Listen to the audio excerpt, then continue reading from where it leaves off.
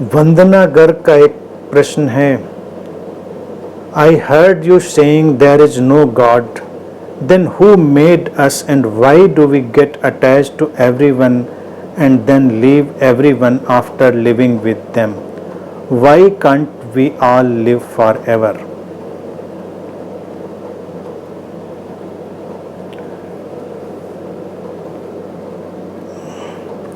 Who made us, ये जो है ना, ये जो सारा जो मामला क्रिश्चियनिटी का और सारे ऐसे मजहबों का आ गया है कि किसी ने हमको बनाया होगा।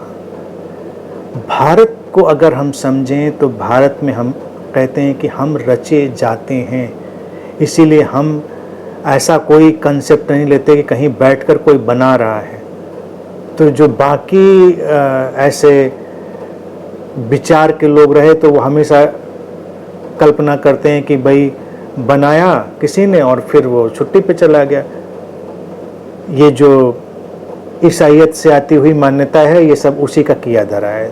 ये जो संडे की छुट्टी आज जब मनाते हैं वो उसी का है कि 6 दिन में साहब ने बनाया जो गॉड सो कॉल्ड है, और फिर वो 7वें दिन उन्होंने आराम किया, छुट्टी मनाई। तो उसी की छुट्टी हम मना रहे हैं कि 6 दिन में कुछ बनाया।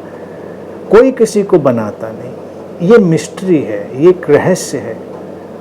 और रहस्य का अर्थ है कि कोई जान नहीं सकता। सीक्रेट्स जाने जा सकते हैं, मिस्ट्री का मतलब उसे जाना नहीं जा सकता। हम कितना भी जाने लेकिन मिस्ट्री मिस्ट्री ही रहेगी, दैट्स ऑल। और जीवन ऐसा ही है। क्यों है ये प्रश्न किसी को नहीं, बच्चे हो वो भी पूछेंगे क्यों है ऐसा, बच्चे तो पूछेंगे ही, तो बड़ी खूबसूरत बातें पूछिए। लेकिन बड़े भी वही बात पूछते हैं, क्यों है ऐसा, क्यों सुबह होती है, क्यों शाम होती है, क्यों अंधेरा होता है, क्यों उजाला होता है, ऐसा ही होता है। हम कहते हैं कि यही जीवन का ढंग है, यही जीवन का एक साइकिल है, यही वे ऑफ लाइफ है।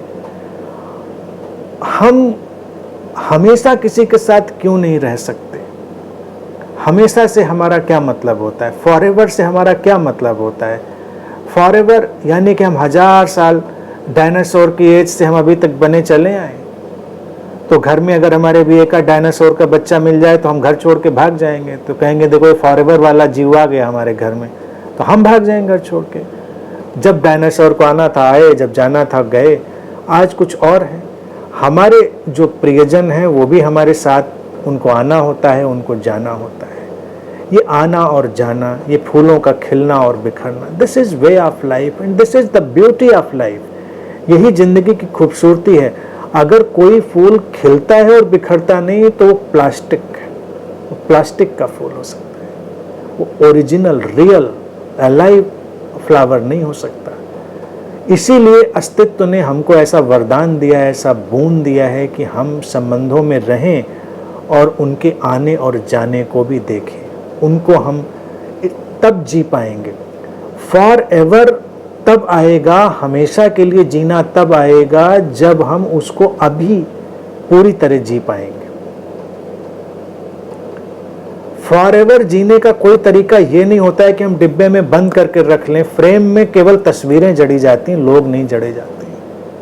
वो तुम मरने के बाद ही फ्रेम में तस्वीर लगती है, तस्वीर फॉर एवर लगती है। अच्छी बढ़िया लेमिनेट करा दो, अच्छी क्वालिटी वाली, तो ये ताम्रपत्र, ये पत्थरों पर गढ़ना, ये पत्थरों की मूर्तियां, ये फॉर एवर के लिए तो सब कवायद में लगे हुए हैं लोग। ये सारी एक्सरसाइज वही तो है कि उसको फॉर एवर बना दें।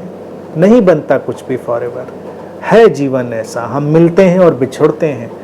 इसको स्वीकार करके जीना ही शांति में जीना है, और वही सबसे खूबसूरत जीवन है। जब हम इसको स्वीकार कर लेते हैं तो हमारा जो प्रेम है, हमारा जो लव है, वो बहुत इंटेंसिटी से भर जाता है। उसकी इंटेंसिटी अपने पीक पे, अपने चरम पे हो जाती है, वो पीक पे होती है। यानी कि जो सबसे खूबसूरत जो रिलेशनशिप होती है वो उस प्रेजेंट मोमेंट की इंटेंसिटी पर ही होती है, वर्तमान क्षण की तीव्रता पर होती है कि कुछ भी आगे नहीं, कुछ भी पीछे नहीं, बस अभी। और फॉरएवर तो ये अभी है।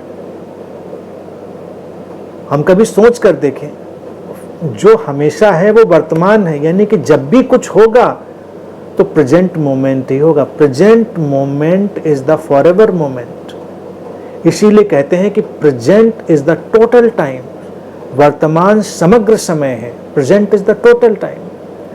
तो रिलेशनशिप के इधर उधर के सारे झमेले में पड़ने से बेहतर है अभी जहां है वहां जिए, बेहतर होकर वहां पर शांति से जिए, बाकी बातों को सोचे ही नहीं।